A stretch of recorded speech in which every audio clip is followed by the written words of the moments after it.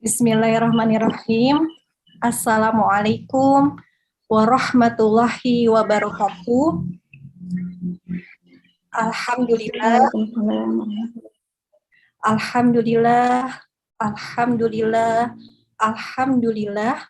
Allahumma sholli ala Muhammad, Allahumma sholli ala Muhammad, Allahumma sholli ala Muhammad. Masya Allah, tabarakallah. Segala puji hanya milik Allah, karena atas rahmatnya, atas kehendaknya Allah berikan kekuatan kepada kita untuk bersilaturahmi malam hari ini, untuk bertolabul ilmi malam hari ini. Dan jazakillah khairan kepada Ummu Rifa yang berkali-kali memberikan kesempatan kepada saya untuk sharing pengalaman. Dan jazakumullah khairan kepada seluruh para ummahat yang Masya Allah di malam hari ini seharusnya sudah istirahat namun masih bersemangat untuk bertolabul ilmi. Dan tentunya di sini saya berhadapan dengan para ummahat yang insya Allah keilmuannya, yang insya Allah kesolihaannya, yang insya Allah pengalamannya jauh lebih banyak dari diri saya. Masya Allah, tabarakallah. Baik, malam hari ini temanya diskusi tentang program tahfiz rumahan ya. Namun saya mohon izin sedikit bercerita bagaimana sih perjalanan program tahfiz di rumah saya. Jadi program tahfiz ini sudah berjalan lebih dari 10 tahun lamanya. Dan ini waktu yang tidak singkat ya untuk bisa istiqomah dalam program tahfiz ini. Tentu kami, saya dan suami sangat tertatih-tatih untuk bisa istiqomah, sangat penuh perjuangan untuk bisa bertahan dalam program tahfiz ini. Penuh rasa haru ketika anak bisa menghafal ayat demi ayat dalam Al-Quran. Dan ada rasa syukur ketika kami bisa melewati setiap rintangan yang ada. Jadi, program tahfiz ini saya mulai dari dalam rumah. Dan dimulai ketika anak pertama berusia 1 tahun. Jadi ketika itu saya diskusi lagi nih dengan suami. Kita mau dibawa kemana nih keluarga kita? Apa tujuan keluarga kita? Jadi saya diskusi lagi waktu itu untuk menyamakan visi dan misi bersama suami. Dan apa yang kami lakukan yaitu meluruskan niat, menguatkan tekad, dan fokus pada tujuan. Jadi ini modal dasar kita dalam membuat program tahfiz rumahan. Jadi dengan modal bismillah ya Allah, bismillah kami ingin memiliki anak soleh-soleha yang hafal Al-Quran. Dan kenapa ini jadi modal dasar? Karena dengan niat yang lurus, dengan tekad yang kuat, nanti insya Allah kita tidak mudah menyerah dalam prosesnya. Tidak mudah putus asa dalam prosesnya. Karena apa? Karena dalam prosesnya nanti akan banyak hambatan yang kita temui, akan banyak rintangan yang kita jumpai. Maka di awal ini kita harus meluruskan niat, menguatkan tekad, dan fokus pada tujuan kita. Kemudian yang saya lakukan adalah memulai dari yang kita ketahui dan kita pahami. Jadi bismillah dengan segala keterbatasan yang dimiliki, dengan segala kekurangan yang dimiliki, kami pede gitu. Pede aja membuat program tahfiz ini. Jadi ketika sudah berniat ingin membuat program tahfiz, kami langsung eksekusi. Jadi tidak berlama-lama lagi gitu. Kalau terlalu lama banyak berpikir, nanti jadi malas duluan. Nah itu sebenarnya tipu daya setan ya. Jadi sengaja setan itu membuat kita was-was, membuat kita ragu untuk tidak melakukan kebaikan. Maka ketika kita berniat ingin melakukan kebaikan, segera, karena itu kita berjuang ya melawan godaan setan. Dan apa yang kami lakukan, yaitu memberikan stimulus Al-Quran dengan talqin ayat. Kemudian, apa yang kami lakukan, yaitu mengajarkan Al-Quran secara bertahap.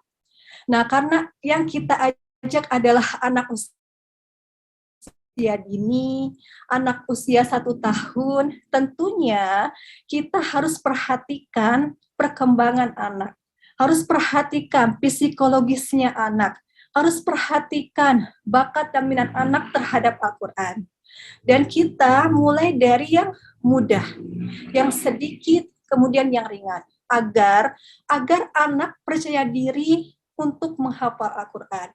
Jadi dengan target yang mudah dicapai, akhirnya anak pede.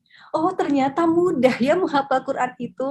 Oh, ternyata menyenangkan menghafal Quran itu. Nah, itu yang harus kita tanamkan dulu kepada anak-anak.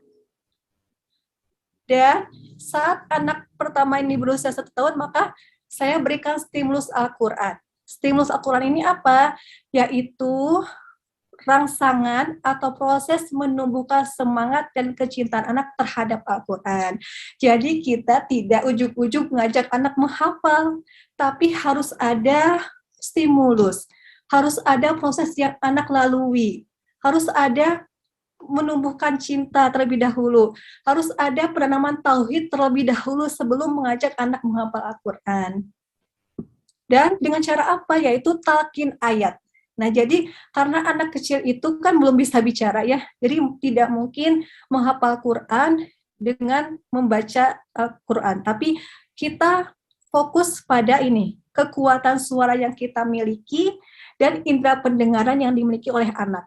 Jadi kita satukan nih anugerah Allah ini, suara kita orang tuanya dan pendengaran yang dimiliki oleh anak.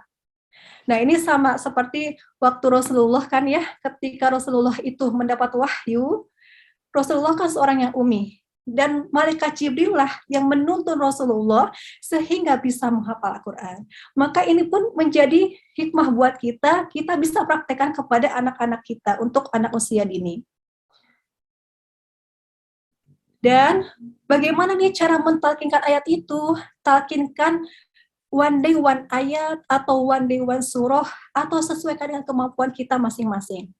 Nah, kalau saya lebih suka mentalkinkan sendiri ya daripada melalui murotal Quran gitu ya. Kenapa? Karena kalau melalui media murotal biasanya anak itu suka salah tangkap yang akhirnya mereka jadi salah-salah dalam hafalannya. Maka saat itu saya fokus pada kekuatan suara yang saya miliki gitu untuk mentalkinkan ayat. Kemudian talkinkan dalam berbagai aktivitas. Nah, jadi setiap ada kesempatan kita talkinkan ayat. Dimanapun gitu ya, yang penting tempatnya suci, kita talkinkan ayat. Jadi misalnya anak sedang bermain, kita selingi dengan mentalkinkan ayat. Anak sedang makan, kita bisa loh sambil mentalkinkan ayat sebenarnya. Atau kita nih sedang memasak di dapur, nah itu juga manfaatkan waktu itu untuk tetap mentalkinkan ayat. Atau kita dalam perjalanan, nah ini juga bisa kita manfaatkan untuk mentalkinkan ayat. Jadi usahakan terus-menerus kita perdengarkan Al-Quran kepada anak-anak. Dan terpenting juga ini menjelang tidur malam. Jadi menjelang tidur malam usahakan talkinkan ayat lebih banyak. Perdengarkan Al-Quran lebih banyak. Kenapa? Karena di waktu ini otak anak dalam keadaan rileks. Ya, jadi ini kesempatan untuk kita memenuhi memori otak anak dengan Al-Quran. Nah, jadi tipsnya adalah ketika akan tidur, pertama mungkin kita ajak anak untuk berwudu, untuk sikat gigi gitu kan ya. Setelah itu kita bacakan buku ke anak dan di akhir tutup dengan mentalkinkan ayat hingga anak itu tertidur. Dan setelah anak tertidur, kita bisikan di telinganya, "Dek, anak soleh, Kak, hafiz Quran, Dek, anak baik." Nah, insya Allah itu jadi terapi untuk membuat anak percaya diri, sehingga nanti akan teraplikasi dalam kesehariannya.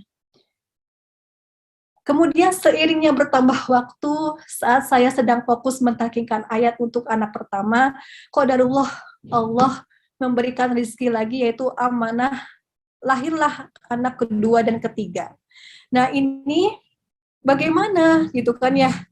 Ini harus kita anggap sebagai peluang, bukan rintangan. Kenapa? Karena kita berikan stimulus Al-Quran bersamaan. Nah, jadi ilustrasinya, ketika anak pertama ini murojaah, ketika anak pertama ini berinteraksi dengan Al-Quran, ketika anak pertama ini menghafal Al-Quran, maka adik-adiknya akan melihat aktivitas kakaknya bersama Al-Quran. Nah, jadi nanti anak kedua, ketiga, dan seterusnya ini bisa mendapatkan stimulus Al-Quran dari anak pertama. Nah, maka ini adalah peluang, bukan rintangan sebenarnya. Mohon maaf.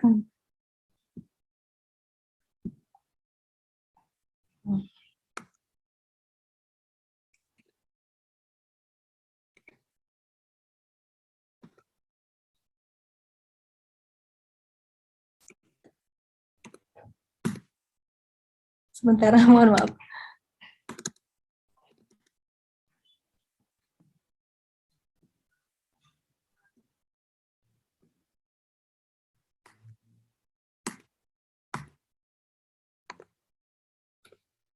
Nah, ini. Nah, ketika anak lahir yang kedua dan ketiga, maka kita pun akan berkreativitas. Jadi kita bagaimana sih caranya agar semua anak ini mendapatkan perhatian yang sama, agar semua anak ini mendapatkan stimulus Al-Quran yang sama. Nah, jadi nanti akan muncul kreativitas dalam prosesnya. Kita akan berusaha mencari metode yang tepat agar semuanya mendapatkan stimulus Al-Quran. Dan kita pun nanti akan terpancing untuk memanage waktu dengan baik. Kenapa? Karena tentunya semakin banyak anak, semakin banyak hal yang harus kita kerjakan. Tentunya ini menjadi PR kita untuk mengharmoniskan urusan rumah tangga dengan mendampingi.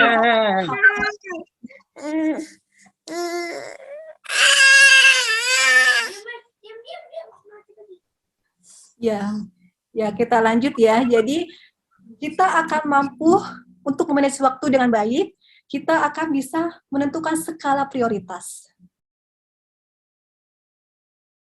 Dan bagaimana nih jika anak ini tidak bisa diam saat ditalkin gitu kan ya. Ya namanya juga anak-anak gitu kan ya, pasti inginnya bermain. Pasti tidak mau diajak duduk lama-lama ya. Jadi intinya adalah kita tidak mungkin kan menyuruh anak untuk mengerti kita gitu. Tidak mungkin kita nyuruh anak 1 tahun buat mengerti orang tua yang umurnya 30 tahun. Tidak mungkin gitu. Jadi kita yang harus menyesuaikan dengan anak. Kita yang harus mengkondisikan diri kita dengan anak. Kita yang harus paham kondisi anak gitu. Jadi kita tetap fokus pada kekuatan suara kita. Ya ini adalah anugerah Allah ya. Maka manfaatkan suara kita untuk tetap mentalkinkan ayat dengan baik dan benar. Tetap talkinkan walaupun anak sambil bermain. Tetap talkinkan untuk membiasakan penglihatan anak, pendengaran anak dengan Al-Quran. Dan ingat, usia dini adalah usia bermain. Jadi, kita perlu kreativitas dalam prosesnya. Dan alokasi di rumah ini saya bagi menjadi 3 untuk Al-Quran, yaitu ba'da subuh, ini waktu khusus untuk murojaah. Kemudian ba'da asar, waktu untuk menambah ayat. Dan ba'da maghrib, ini waktu untuk tilawah Al-Quran atau Iqra dan pembelajaran lainnya seperti akidah, fikih, sirah. Nah, itu diselang-seling di waktu maghrib ini. Dan bagaimana nih gambaran aktivitas di rumah kami dari bangun tidur hingga tidur kembali. Jadi di sini ada SOP pagi hari. Yang pertama yang harus dilakukan adalah bangun pagi. Ini adalah alarm wajib yang harus selalu dikerjakan setiap hari. Mau itu hari libur, hari efektif, tetap harus bangun pagi. Kenapa? Karena jika bangun pagi, semua rencana di awal, semua yang telah disusun akan berjalan dengan baik gitu kan ya. Dan dengan bangun pagi, insya Allah mood kita orang tua, mood anak juga akan baik gitu kan kalau dengan bangun pagi. Dan di sini ada tipsnya agar bangun pagi ini menyenangkan. Jadi ketika kita bangunkan anak, kita bisikan doa bangun tidur di telinga sambil diusap punggung anak. Kemudian kita usap-usap terus punggungnya, kita bisikan terus doa bangun tidur. Nah, setelah itu berikan pijitan-pijitan ringan di tangan, di kaki gitu kan ya, agar anak merasa rileks. Nah, setelah itu jika anak tidak bangun juga, kita dudukkan anaknya. Kita dudukkan anaknya sambil tetap kita usap punggungnya, kita pijit-pijit tangan kakinya, dan sambil tetap kita bisikan doa bangun tidur di telinganya, dan sambil ucapkan kata motivasi, misalnya, "Nah, bangun sholat subuh agar disayang Allah." Gitu. Nah, setelah itu tentu kita harus tersenyum ya, tersenyum pagi hari itu agar kitanya pun semangat, anak pun semangat. Kemudian setelah bangun pagi, mandi pagi. Nah, kalau di rumah saya, anak terbiasa mandi pagi sebelum azan subuh. Jadi memang ini sudah kebiasaan ya. Awalnya ini bermula dari anak pertama yang usia 4 tahun itu sudah mandi sebelum subuh. Akhirnya adik-adiknya mengikuti apa yang dilakukan oleh kakaknya. Jadi mandi pagi ini sangat membantu sebenarnya karena bisa menguatkan konsentrasi otak anak saat murojaah. Jadi lebih segar, lebih fresh dengan mandi pagi. Dan tentunya gunakan air hangat dan sesuaikan dengan kondisi anak. Kemudian setelah mandi pagi, kita sholat subuh di masjid, ya, berjamaah di masjid. Kemudian sedekah pagi. Nah, ini sebelum pergi ke masjid, biasanya saya bekali anak uang untuk dimasukkan ke kotak infak, ya. Jadi ini pembelajaran agar anak terbiasa bersedekah di pagi hari. Dan setelah pulang dari masjid, biasanya kita sarapan dulu nih. Jadi tidak langsung murojaah, tapi sarapan ringan dulu, misalnya air susu atau air madu hangat atau buah-buahan atau apa aja yang ada ya, disesuaikan gitu. Karena apa? Sarapan ini akan membantu menguatkan konsentrasi anak, akan membantu menguatkan imun anak gitu. Nah, setelah sarapan baru lanjut murojaah. Jadi murojaah ini bergantian kalau saya, karena anaknya 3, yang 2 sudah menghafal Quran, kalau yang 1 masih belum ya karena masih kecil, maka bergantian gitu. Jadi pertama kakaknya murojaah, adik-adiknya saya beri permainan agar tidak mengganggu. Misalnya mewarnai, menggambar, atau bermain Lego. Nah, jadi kakaknya murojaah, adiknya bermain sambil mendengarkan Al-Quran. Nah, itu seperti itu ilustrasinya ya. Jadi semuanya mendapatkan stimulus Al-Quran bersamaan. Dan setelah kakaknya selesai, nah kakaknya mengajarkan tugas yang lain, misalnya siap-siap untuk sekolah dan lain sebagainya. Nah, selanjutnya lanjut anak kedua untuk murojaah. Jadi seperti itu tiap hari aktivitas saya saat pagi hari. Kemudian setelah itu kita ajak anak untuk melaksanakan sholat duha. Jadi agar apa ya? Agar anak itu tidak malas sholat duha. Jadi setelah ini kita langsung ajak aja untuk sholat duha gitu kan ya. Nah, jika anaknya belum sekolah, tentu setelah ini waktunya belajar di rumah sampai jam 10 biasanya. Tapi kalau sudah sekolah tentu menyesuaikan dengan jadwal sekolah. Kemudian SOP di siang hari yaitu kita wajib sholat duhur tepat waktu, kemudian makan siang dan tidur siang. Jadi tidur siang ini adalah penting bagi kami, bagi anak-anak saya, karena dengan tidur siang ini akan membantu menguatkan konsentrasi anak, akan membantu memulihkan stamina anak gitu kan ya. Jadi anak bisa lebih siap untuk melakukan aktivitas lainnya. Dan di sore hari yang kami lakukan yaitu sholat asar tepat waktu, mandi sore, makan, kemudian menambah ayat. Nah, ini jadi untuk menambah ayat cukup one day one ayat. Jadi dari dulu sampai hari ini target di rumah yaitu one day one ayat. Jadi saya tidak menargetkan lebih dari itu. Namun dalam prakteknya saya sering menerima setoran hafalan 3-4 ayat, bahkan pernah saya menerima setoran 17 ayat dalam satu hari. Nah, jadi seperti itu gitu kan ya. Kalau di awal kita buat anak pede menghafal Al-Quran, kita buat anak percaya diri, maka insya Allah semakin hari anak itu semakin paham bagaimana cara menghafal Al-Quran. Jika sudah paham menghafal Al-Quran, maka mereka akan inisiatif sendiri untuk menambah hafalannya. Kemudian SOP malam hari, nah ini kita sholat maghrib dan sholat isya tepat waktu dan berjamaah. Kemudian tilawah Al-Quran, kemudian di sini juga biasanya ada aktivitas pembelajaran lain seperti tadi fikih, akidah gitu kan ya, di sini biasanya di malam hari.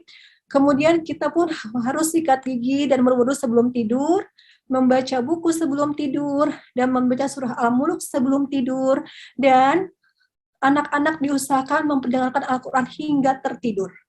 Dan tentunya anak tidak boleh tidur lewat dari jam 9 malam, ya, karena yaitu ini penting sekali ya, jam tidur siang, jam tidur malam, karena akan menunjang sekali dalam program tahfiz ini. Dan lakukan pengulangan. Jadi aktivitas dari bangun tidur hingga tidur kembali itu diulang-ulang setiap harinya, waktunya sama, aktivitasnya sama, maka insya Allah nanti lama-kelamaan akan berubah jadi kebiasaan. Dan kebiasaan yang istiqomah dikerjakan setiap hari, setiap saat, insya Allah nanti membentuk karakter anak. Jadi kuncinya adalah kita orang tua harus istiqomah dengan program ini, dengan proses ini. Jangan cepat menyerah gitu kan ya, ketika ada sedikit hambatan tuh jangan cepat menyerah gitu ya. Karena insya Allah gitu kita minta ke Allah untuk menemukan solusinya, untuk bisa mencari solusinya agar rintangan itu bisa kita lalui. Dan waktu yang kita alokasikan untuk Al-Quran ini, usahakan bukan waktu sisa ya, tapi kita jadikan prioritas dalam keseharian. Karena apa? Insya Allah Al-Quran ini tidak akan membuat kita kehilangan waktu. Justru dengan kita menghafal Al-Quran, itu banyak keberkahan di dalamnya, gitu kan ya. Oh, ternyata dengan menghafal Al-Quran, kita tetap bisa manage waktu. Oh, ternyata dengan menghafal Al-Quran, kita bisa tetap sholat tepat waktu. Oh, ternyata dengan menghafal Al-Quran, kita bisa sholat sunnah. Kita masih punya waktu untuk suami, untuk istri. Kita masih punya waktu untuk anak-anak. Anak-anak pun terlihat kooperatif dengan pertolongan Allah. Anak-anak pun tidak rewel gitu kan ya. Ya, walaupun misalnya ada waktunya rewel, tapi masih bisa kita kendalikan, masih bisa kita arahkan gitu kan ya. Kemudian pekerjaan rumah mudah diselesaikan gitu kan, dan kita bisa tetap berbisnis, berjualan, berkarya dan lain sebagainya. Jadi insya Allah jangan khawatir, Al-Quran tidak akan membuat waktu kita berkurang sama sekali. Dan berjuanglah. Jika kita tidak bisa menghafal Al-Quran, jika kita bukan berasal dari keluarga penghafal Al-Quran, maka para penghafal Al-Quran harus berasal dari keluarga kita. Ya, semangat Bismillah, insya Allah semua bisa. Dan jangan berharap anak menghafal Al-Quran jika tidak diberikan stimulus Al-Quran. Jangan berharap anak menghafal Al-Quran jika tidak ditanamkan tauhid yang benar. So, stimulus Al-Quran, penanaman tauhid yang benar adalah dua hal penting sebelum mengajak anak menghafal Al-Quran. Dan ambil kembali peluang surgamu. Semua memiliki kesempatan yang sama untuk mengajarkan Al-Quran kepada anaknya sesuai kadar kemampuannya. Semua memiliki kesempatan yang sama untuk memiliki anak soleh-soleha yang hafal Al-Quran. Terus semangat, tetap istiqomah, sejatinya tak ada kata gagal jika kita bersama Al-Quran. Alhamdulillah, semoga bermanfaat. Pembukaan ini saya kembalikan kepada Umu Rifa. Alhamdulillah, jazakumullah khairan. Masya Allah ya, singkat, padat, jelas. Seperti itu ya, Umu. Untuk selanjutnya, kita ke acara question and answer. Akan saya buka 6 penanya ya, untuk sesi pertama ini. 3 penanya dari raise hand, dan 3 penanya dari kolom chat. Masya Allah, Umu Ibrahim langsung tetep ini. Iya, 3 penanya dari raise hand. Mungkin ada yang ingin raise hand dan langsung bertanya ke Umu Dafa. Silahkan dari partisipan. Ada Cuk Nora, Umu Nora, silahkan Umu. Baik, jazakumullah khair kepada Umu Rifa dan Umu Dafa. Bismillahirrahmanirrahim. Assalamualaikum warahmatullahi wabarakatuh. Izin bertanya, bagaimana biar kita bisa balance gitu antara murojaah hafalan kita sendiri dengan membersamai anak-anak gitu, karena kan ini kaitannya dengan pengelolaan waktu gitu.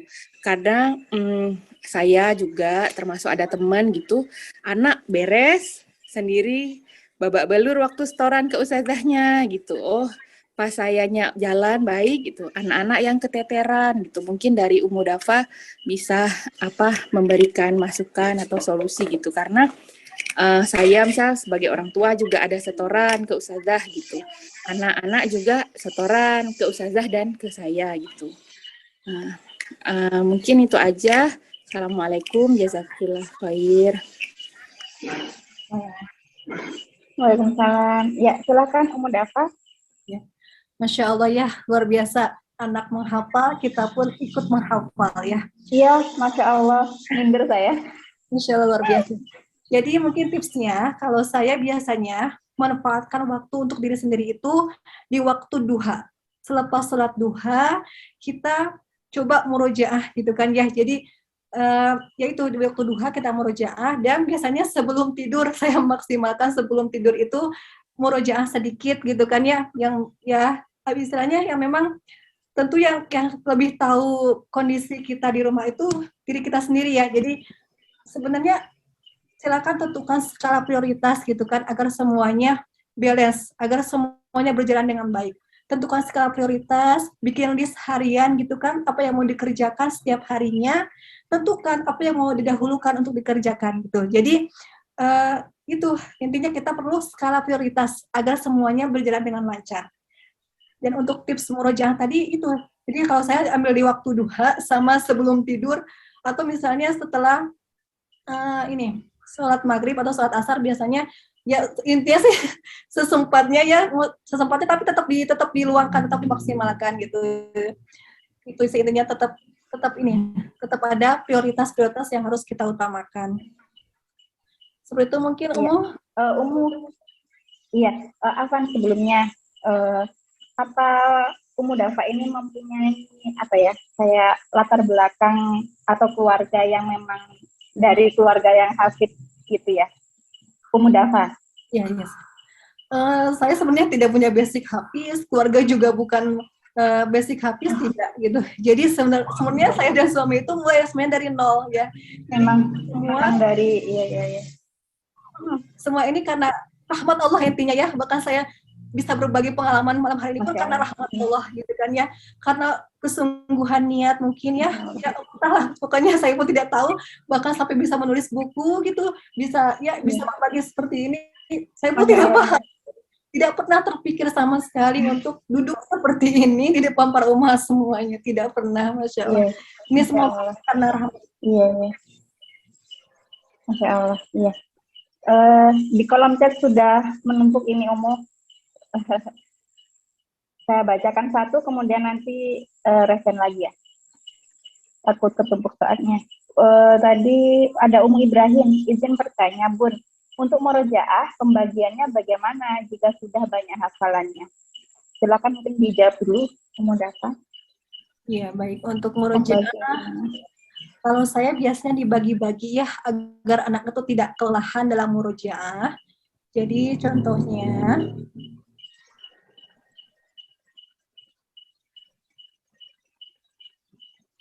jadi ini contohnya untuk yang 3 juz ya. Murojaah ini kita lakukan 2 kali dalam sehari, yaitu ba'da subuh dan ba'da asar. Dan di ba'da subuh ini khusus murojaah juz 30 dan juz 29. Jadi bagi-bagi surahnya. Misal Senin kita mulai dari juz 30, surah An-Nas sampai surah Al-Alaq. Selasa kita masih juz 30 dari surah Atin sampai surah An-Naba. Rabu juz 29, Kamis ulangi lagi dari aktivitas hari Senin. Kemudian ba'da asar ini khusus murojaah juz 28. Jadi misalnya Senin surah At-Tahrim sampai surah Al-Mumtahanah, Selasa surah Al-Hasyr sampai Al-Mujadalah, Rabu ulangi kembali dari surah At-Tahrim sampai Al-Mumtahanah.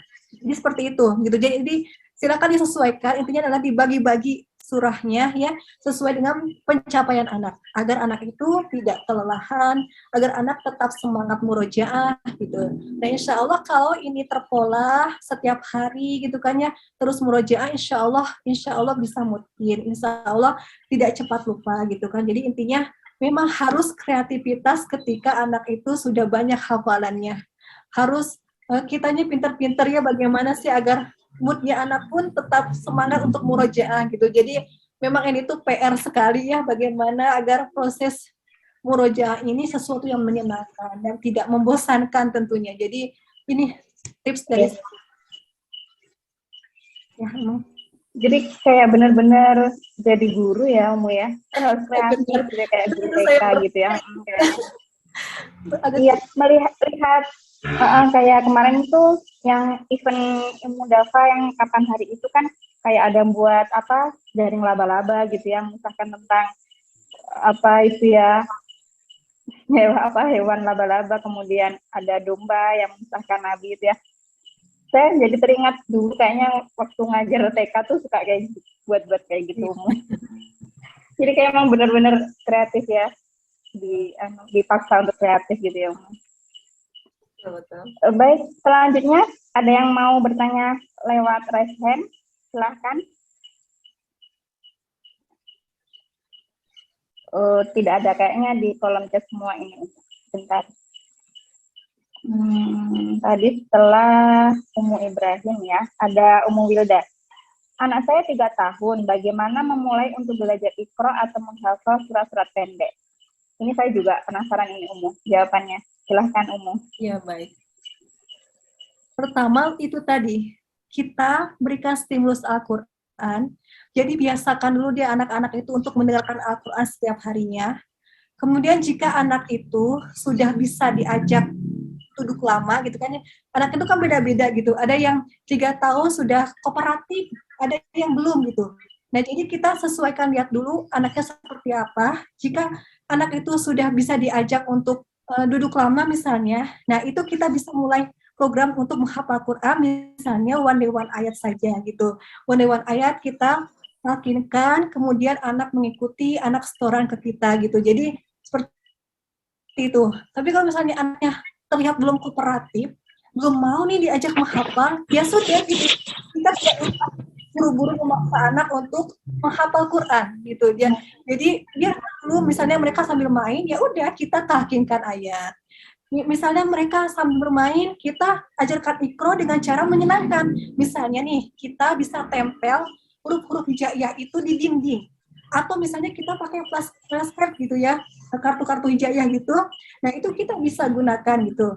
Atau kita tempelkan misalnya di pintu kamar gitu ya. Jadi ketika anak itu mau masuk kamar, dia ini huruf apa gitu kan. Atau misalnya di dapur, di kulkas atau di apa gitu kan ya, dia ini huruf apa gitu itu. Jadi begitu mengajarinya kalau anak itu belum mau kooperatif. Tapi kalau anak itu sudah diajak kooperatif, itu bisa kooperatif, maka dia bisa kita mulai buat apa jadwal harian gitu kan ya. Jadi bisa mulai anak itu duduk depan kita untuk menghafal Al-Quran gitu. Jadi intinya sih dilihat dulu ya anaknya itu apakah sudah berminat untuk menghafal gitu kan ya atau belum gitu. Kalau misalnya sudah, ya oke, kita bisa mulai start untuk mengajarkan menghafal Quran, tentunya dengan cara menyenangkan dan bertahap gitu kan ya. Juga jangan buru-buru, misalnya hari ini harus hafal, enggak kayak gitu kan ya. Kita tuh enggak dikejar-kejar sama siapa-siapa gitu kan ya. Jadi jangan buru-buru, kalau hari ini belum hafal, benar-benar besok lagi gitu kan ya. Besok lagi gitu kan, jadi santai aja, kita tidak sedang berlomba dengan siapapun gitu kan ya, kita berlomba dengan diri kita sendiri, dengan kualitas kita sendiri gitu. Jadi ya itu intinya, memang harus sabar, sekali lagi harus sabar untuk membangun. Dan biasanya kalau ngaji itu kita moodnya apa sih ekspresi kitanya harus bagaimana gitu, harus apa ya, harus menyenangkan.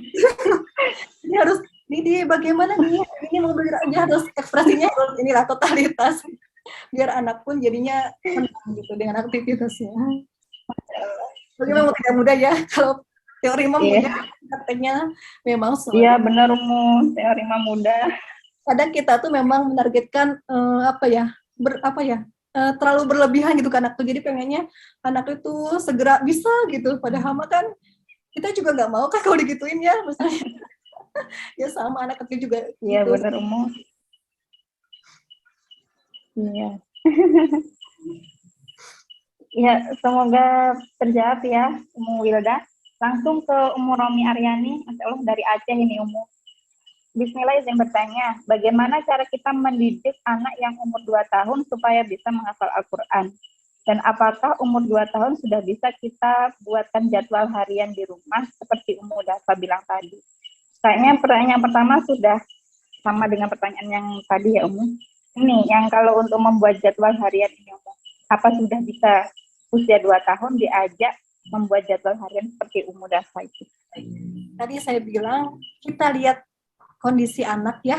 Kalau misalnya anak itu, oh ini mah terlihat bisa kerjasama nih, terlihat bisa diajak duduk lama. Nah itu bisa berarti kita mulai membuat jadwal harian. Tapi tentunya sederhanakan targetnya agar kita tidak banyak kecewa sama anak, agar kita tidak berharap banyak sama anak. Sederhanakan targetnya, gitu kan ya. Jadi mulai dari one day one ayat dulu, gitu kan ya. Jika hari ini tidak hafal, ya ulangi besoknya. Tidak hafal juga, ya ulangi lagi besoknya. Gitu aja sebenarnya. Ya, jadi kita lihat kondisi anak gitu. Kalau misalnya anaknya terlihat siap, ya berarti bisa gitu. Tapi kalau saya sih menyarankan usia ini tuh sebenarnya fleksibel ya belajarnya. Gitu. Jadi semaunya anak deh gitu. Mau jam berapa saja belajarnya gitu. Mau jam berapa saja menghafalnya, yang penting adalah nanti targetnya tercapai gitu. Targetnya misalnya di usia 5 tahun misalnya sudah hafal berapa surah, nah itu yang penting itu targetnya tercapai. Jadi kalau masalah waktu belajarnya itu fleksibel saja sebenarnya, disesuaikan dengan kondisi dan moodnya anak. Kondisi anak ya Umu. Baik, ada Umu Hisan. Izin bertanya, bagaimana tipsnya agar anak-anak cepat lancar membaca Al-Quran? Beberapa anak sudah Quran tapi bacaannya masih belum lancar. Terus yang kedua, bagaimana caranya agar anak-anak bacaan tilawahnya bagus, enak didengar? Ini usia berapa ya Umu Hisan ya? Putranya Ananda. Tidak ada keterangan sih Umu ini. 8-9 tahun. 8-9 tahun ya? Iya. Oh iya, baik. Berarti sudah SD ya Umu ya? Iya. Iya, sudah Quran tapi tuh bacanya lama gitu lancarnya. Oh, masih agak apa ya? Terbata-bata. Masih keputus ya, Iya. terbata-bata. Nah, benar-benar. Oh iya. Iya. Ya, terus kemudian agar bacaan tilawahnya bagus ya, Masya Allah. Ya, seperti anaknya Umu Dafa. Oh, Masya Allah. Iya, Umu saya belum pernah tahu loh, malahan. Baik, 8 tahun ini berarti jadi gini, kemampuan setiap anak itu kan tidak sama ya. Ada anak yang cepat dalam prosesnya gitu kan, ada yang perlu waktu lama gitu. Jadi kalau misalnya anak itu terlihat belum lancar membaca Qur'annya, maka intinya adalah kita sabar dulu ya, kita sabar, kita lihat dulu perkembangan anak. Nah, setelah itu kita bisa nih coba berbagai metode. Mungkin anak itu tipenya apa sih dalam membaca Quran itu? Kalau misalnya tipenya visual, kita coba berikan Al-Quran yang lebih menarik gitu. Jadi sehingga anak itu nanti akan termotivasi untuk belajar membaca Al-Quran gitu kan ya. Kemudian kalau misalnya apalagi ya, intinya sih itu. Jadi kita harus lihat dulu kemampuan anak itu seperti apa dalam membaca Al-Qurannya, dan kita cari metode yang tepat gitu kan ya, agar anak itu bersemangat membaca Al-Qurannya. Nah, dan tips lainnya adalah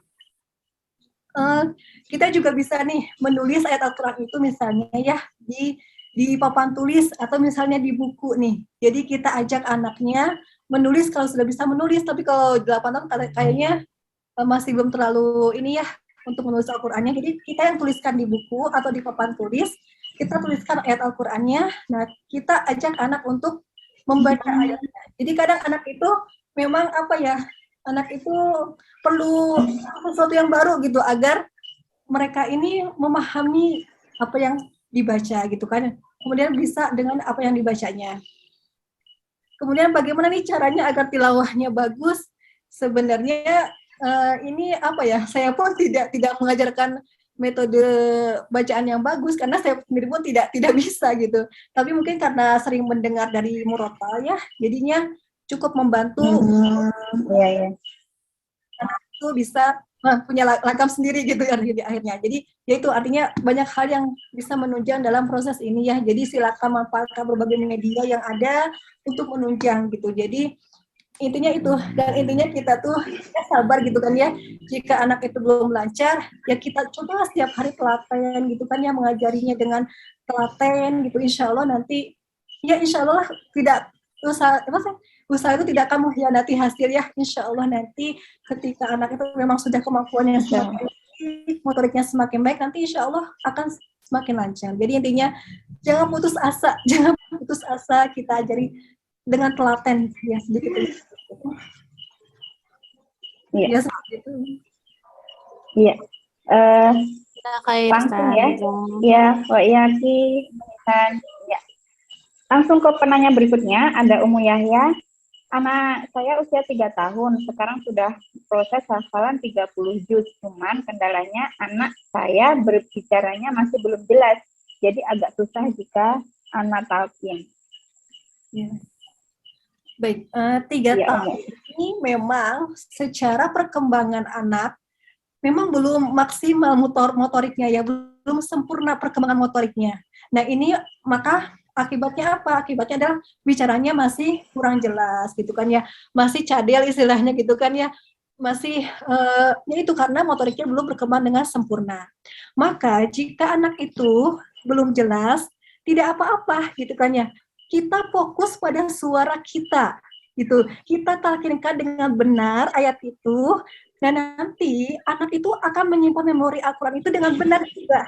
Jadi ketika kemampuannya semakin baik, usianya semakin bertambah, nanti anak itu akan akan menerima bacaan Al-Quran itu, akan melantunkan ayat itu dengan baik dan benar gitu. Jadi intinya fokus pada kekuatan suara kita gitu, meskipun anak itu belum jelas bacaannya gitu. Jadi kita fokus talqinkan dengan benar, dengan baik seperti itu. Jadi insya Allah terekam sebenarnya di memorinya, tapi karena memang usianya masih kecil, motoriknya belum sempurna, jadi belum bisa mengaplikasikannya gitu kan ya. Jadi intinya ya itu tadi, sabar lagi gitu ya, gitu ya. Jangan buru-buru melihat hasilnya gitu kan ya. Ya, lagi-lagi sabar ya. Ya, langsung ke penanya berikutnya, ada Umu Masni. Bagaimana jika kita udah berinteraksi dengan Al-Quran, tapi ketika anak nunjukin akhlaknya nggak baik?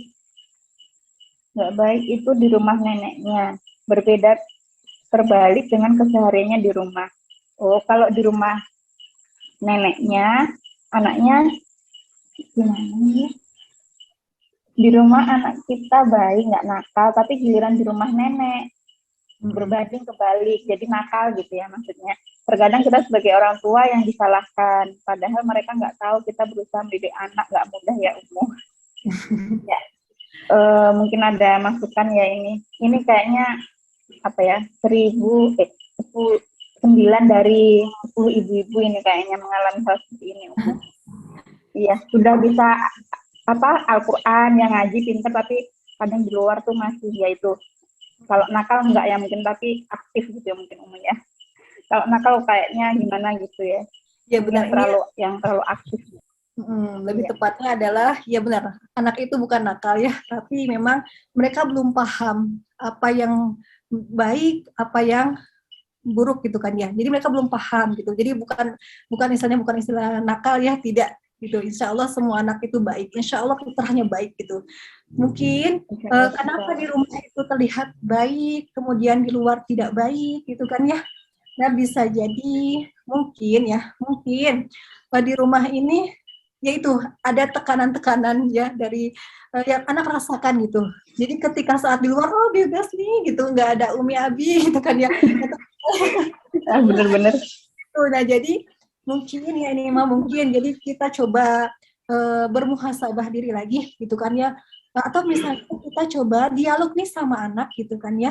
Kalau misalnya anaknya udah bisa diajak dialog, kita ajak dialog misalnya, Dek, kenapa tuh kalau di rumah mah baik, tapi di luar kenapa tuh seperti ini gitu kan ya. Nah itu kita tanya, kemudian kita tanya perasaan anak tuh bagaimana sebenarnya gitu kan ya. Kita tanya anaknya seperti itu. Jadi intinya sih sering berdialog juga sama anak ya. Jadi kita kadang kalau saya tanya, Kak, senang nggak hari ini gitu kan ya? Kak, gimana murojaah hari ini? Suka nggak? Di hal-hal seperti gitu kita tanya gitu. Jadi agar anak itu berusaha menyampaikan apa yang mereka rasakan. Jadi kita tahu nanti solusinya itu apa gitu kan ya. Kita pun jadi tahu nanti salahnya di mana gitu kan ya. Apa yang perbaiki. Jadi kita bisa gitu tadi bisa perbaiki semuanya. Ya mungkin seperti itu, Bu. Iya, ya. Pertanyaan selanjutnya dari Umuranti. Izin bertanya, untuk talqin ayat, bagaimana jika bacaan ibunya belum baik tajwid maupun makhraj hurufnya? Apakah tetap ibunya yang mentalqin atau lebih baik dengan mendengarkan murotal Al-Quran? Silakan Umi. Kita coba talqin karena semampu diri kita ya, semampu diri kita, dan kita pun bisa menunjang dengan murotal, atau misalnya kita panggil ustadz gitu kan ya, atau ustazah untuk membantu aktivitas ini. Jadi intinya adalah kita jangan sampai kehilangan 100% momen ini gitu kan ya, kesempatan ini untuk mentalkinkan ayat gitu. Meskipun kita terbatas, kita berusaha. Intinya kan kita harus belajar lagi ya, harus belajar lagi orang tuanya agar bisa mentalkinkan ayat. Tapi tentunya ya kondisi setiap orang tua tidak sama, kondisi anak tidak sama, maka silakan cari cara terbaik jika memang diri sendiri belum mampu, misalnya hanya bisa lewat murotal ya tidak apa-apa, maksimalkan lewat murotal gitu kan ya. Atau misalnya manggil ustadz atau ustadzah kita maksimalkan. Jadi intinya adalah kita maksimalkan apa yang kita bisa gitu kan ya, untuk tetap mentalkinkan ayat. Jadi ya kita jangan putus asa, kalaupun kita tidak bisa, tapi kita punya andil di dalamnya untuk mengantarkan anak itu menghafal Quran gitu. Jadi intinya itu, silakan maksimalkan yang bisa, yang bisa. Ya. Lagi-lagi sabar ya Umu ya. Iya. Ya. Oh, ada Umu Ibrahim lagi. Ini agak seru ini Umu pertanyaannya. Afan Umu, untuk anak Dafa, sekolah tidak ya Lalu apakah dalam memilih anak-anak tidak menemukan kendala seperti anak bosan, anak malas, karena menonton seperti itu, dan bagaimana memotivasinya? Silakan Umu. Jadi anak-anak itu sekolah biasa ya, sekolah SDIT. Jadi program tahfiz ini program tahfiz di rumah gitu, khusus di rumah. Dan tentunya selalu ada kendala itu ya, apalagi 3 anak gitu kan, selalu ada. Namun ketika ada kendala ya saya sebenarnya berusaha untuk tidak menyerah gitu kan ya. Jadi kalau misalnya udah terlihat malas, ayolah gitu. Jadi intinya sih kitanya harus berusaha agar tetap berjalan aktivitas ini. Kemudian untuk masalah anak agar tidak bosan ya, atau misalnya untuk motivasi agar tidak bosan. Nah ini biasanya gini, anak itu kan suka merajuk gitu. Ini capek gitu kan ya. Ini nanti aja gitu. Nah itu hal-hal kayak gitu kalau saya biasanya kasih semangat dulu. Dek, ayo Dek. Maksudnya ini nih, Allah tuh nanti sayang kalau kita menghafal Al-Quran. Jadi intinya ketika anak itu memperlihatkan sikap menyerah saat menghafal, bosan saat menghafal, kitanya pun jangan ikut menyerah gitu kan ya. Jangan ikut menyerah gitu, karena kalau kita menyerah, ya semakin menyerah gitu kan. Tapi kita berusaha untuk misalnya, oke Dede mau menghafalnya kayak gimana nih gitu. Mau apa dulu gitu. Mau misalnya mau beli apa dulu atau misalnya gitu kan, yang misalnya mau es krim dulu gitu atau apa dulu yang misalnya suka gitu kan ya. Bener-bener. Kita harus Iya, iya. jangan diturutin gitu ya. Kalau misalnya anak itu malas tuh jangan diturutin. Kalau saya karena ya intinya kita ini harus kreativitas membangun motivasi ke anak itu gitu kan. Ya itulah pasti ada aja rintangan ini. Luar biasa memang. Makanya Iya, bertahun benar-benar. tahun itu tidak mudah karena ya ini. Tapi sebenarnya anak-anak itu ketika bosan sih ya mereka apa ya? Mereka cuma apa ya? Sekedarnya aja, setelah itu ya ya oke biasa lagi sebenarnya. Jadi cuma kayak sewaktu-waktu aja gitu ya, nggak yang gimana gitu. Ya sebenarnya gitu. Iya, iya. Umum, ini saya sedikit bertanya lagi. Kalau mungkin ya, Umu bisa cerita tentang tadi kan Umu ngomong kalau kita memprioritaskan Al-Quran, itu kan tadi ya ada insya Allah yang anak nggak rewel, urusan-urusan kita itu ya diberkahi seperti itu ya. Ada nggak cerita dari Umu Dafa sendiri tentang ini tadi, apa keberkahan Al-Quran yang sudah Umu Dafa rasakan itu? Satu aja Umu yang mungkin bisa dibagi ke kita gitu. Soalnya kan apalagi di saat ini ya Umu ya, Umahat pastilah saya yakin banyak yang online shop. Nah ini juga tantangan banget ini Umu soalnya. Nah Umu mungkin bisa ceritakan, silahkan. Iya baik. Sebenarnya tadi saya sampaikan adalah yang saya rasakan. Oh Iya. iya iya. Menulis karena saya sudah merasakan yang tadi saya sebutkan tadi poin-poinnya ya. Jadi meskipun menghafal Quran, tapi ternyata lebih mudah manage waktunya. Meskipun menghafal Al-Quran, tapi tetap bisa sholat tepat waktu gitu. Jadi ya itu gitu. Jadi intinya adalah apa ya? Ya sebenarnya tadi Masya Allah. kemudian tetap menghafal Quran, tetap saya bisa menulis karya yang banyak gitu kan ya. Yang tetap betul. Jadi intinya itu ya, kita jangan takut ketika kita Quran, insya Allah banyak pertolongan dari Allah, insya Allah. Ya, jadi itu semua ada lagi yang ya. Mana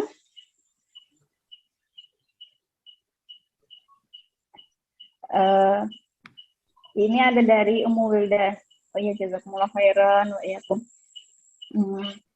Jadi kita yang harus kreatif ya. Oh ya, Ummu Dafa mungkin bisa ditampilkan di sini tentang yang kreativitas Ummu yang diberikan di rumah Ummu. Yang seperti kegiatan di rumah itu Ummu. Mungkin bisa ditampilkan lagi agar Ummahat ya? Ada gambaran. Baik. Yang permainan ya, mungkin ya bisa ditampilkan. Jadi biar ada gambaran ya, kira-kira tuh kalau mulai bosan gitu atau anaknya masih 2 tahun, 3 tahun gitu ya, kita mengajak anak itu menghafal dengan ya ini yang kreativitasnya mungkin bisa dicontoh oleh ummahat di rumah. Iya, jadi ini seperti ini ya, dulu saya tuh kreatif banget, bikin begini gitu. Jadi biar anak itu tidak bosan ya dengan aktivitas menghafal, kita selang-selingi nih setiap harinya dengan permainan seperti ini gitu. Jadi setelah anak ini bermain, ya kita sisipkan murojaah di dalamnya gitu. Kita sisipkan menghafal Al-Quran di dalamnya. Nah misalnya contohnya ini ada permainan yang dikaitkan dengan kisah Nabi Ibrahim dan Nabi Ismail. Jadi nanti ini kan temanya tentang semut ya, maaf. Ini saya sebenarnya salah judul.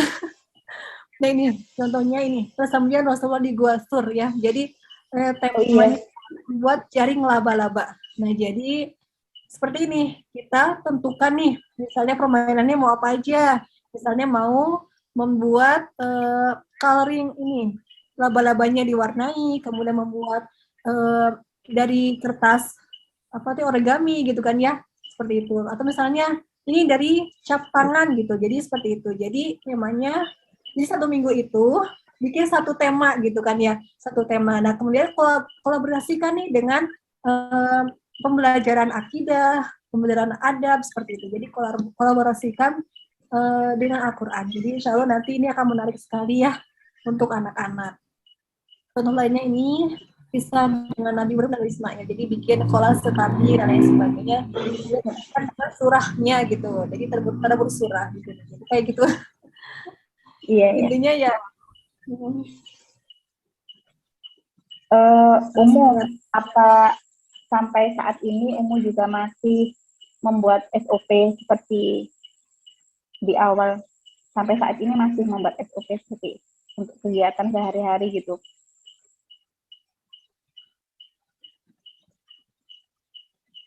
Halo Umu.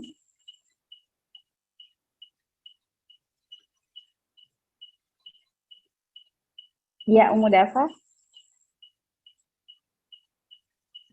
Suaranya hilang. Oh, terputus ya? Sudah ada? Iya, Iya, siap. iya, sudah ada Umu, ya. Iya. Apa Umu sampai saat ini masih menulis tentang jadwal harian gitu Umu? Sampai saat ini masih? Kalau sampai saat ini saya sudah tidak buat lagi karena anak sudah di luar kepala. sudah tidak perlu. Masya Allah, iya. Mereka sudah tahu kapan untuk murojaah, untuk ayat gitu, untuk membaca Quran. Jadi intinya Kak, saya cuma tinggal membangun semangatnya terus aja agar anak itu tidak menyerah gitu. Tapi alhamdulillah sih udah tidak saya buat lagi jadwal harian itu. Oh, Masya Allah, alhamdulillah. Ya, ada lagi yang ingin bertanya? Kita masih punya waktu. Ada yang mau resen? Silahkan. Tidak ada sepertinya. Baik. Oh, ini. Izin bagi filenya Umu Dafa tentang jadwal harian yang SOP. Terima kasih Umu. Insya Allah nanti Umu Romi ya. Insya Allah kita akan share di grup.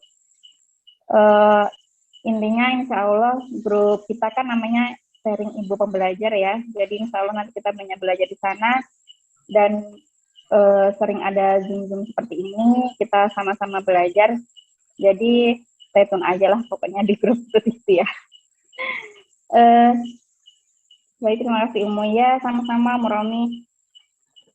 Ada lagi yang ingin bertanya? Ya, sepertinya sudah cukup. Mungkin ada sedikit closing statement dari Umu Dafa, silahkan.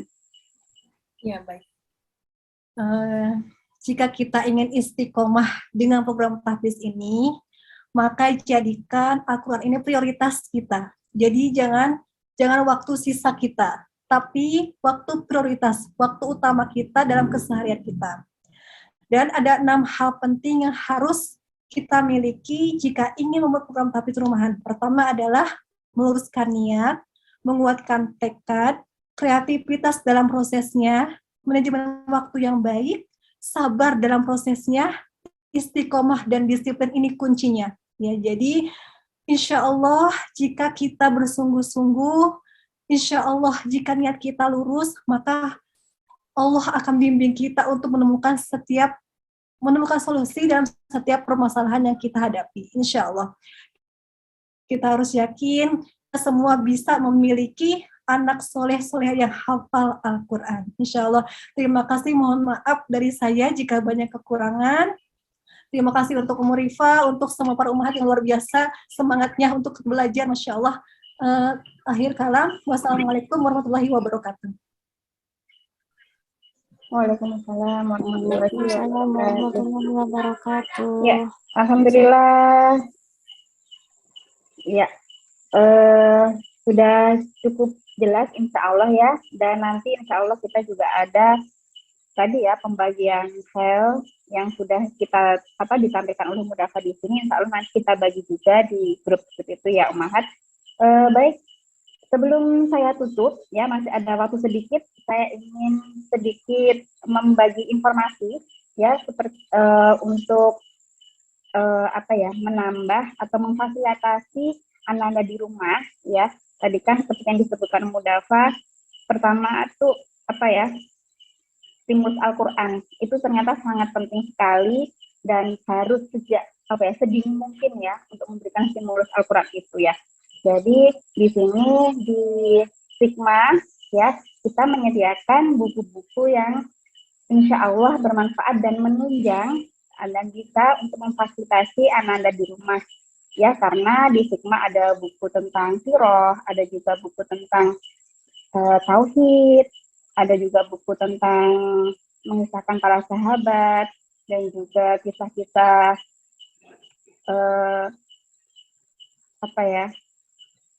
sahabat Nabi dan Rasul, ada juga ya.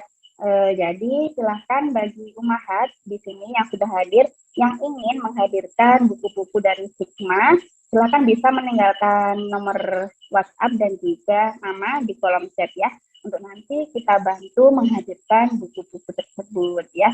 Insya Allah kalau kita ya umahat bisa belajar di lewat gadget ya seperti ini. Tapi kalau anak-anak baru sehari daring sudah pinter nge-game ya, dikasih gadget itu sudah pinter yang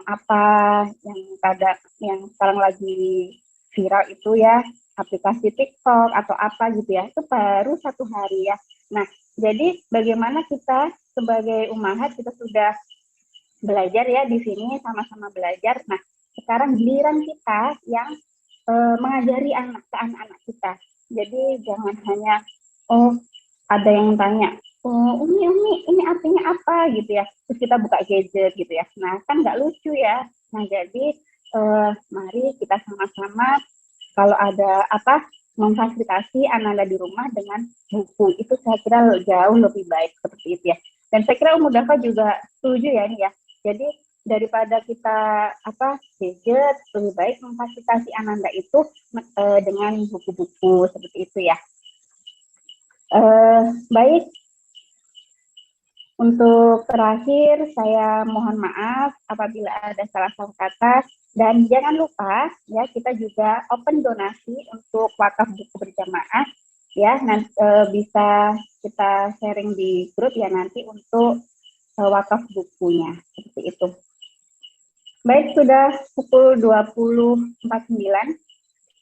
Harusnya kita berakhir di pukul 9 ya ini. Tapi tidak apa-apa, karena waktu juga sudah malam, mungkin ada yang ingin mendampingi Ananda untuk tidur malam. Jadi saya cukupkan di sini. Saya Rifa, saya mohon maaf apabila ada salah kata, dan insya Allah kita akan berjumpa lagi di event-event selanjutnya seperti itu. Baik, langsung saja kita bersama-sama menutup acara kita pada malam hari ini dengan membaca istighfar dan doa kafaratul majlis. Astagfirullahaladzim, subhanakallahumma wa bihamdika, asyhadu an la ilaha illa anta, astaghfiruka wa atubu ilaik. Jazakumullah khairan kepada Umu Dafa selaku pemateri, dan jazakumullah khairan kepada para ummahat wa akhwat partisipan seminar pada malam hari ini. Usikum wa nafsi bitaqwallah. Wassalamualaikum warahmatullahi wabarakatuh.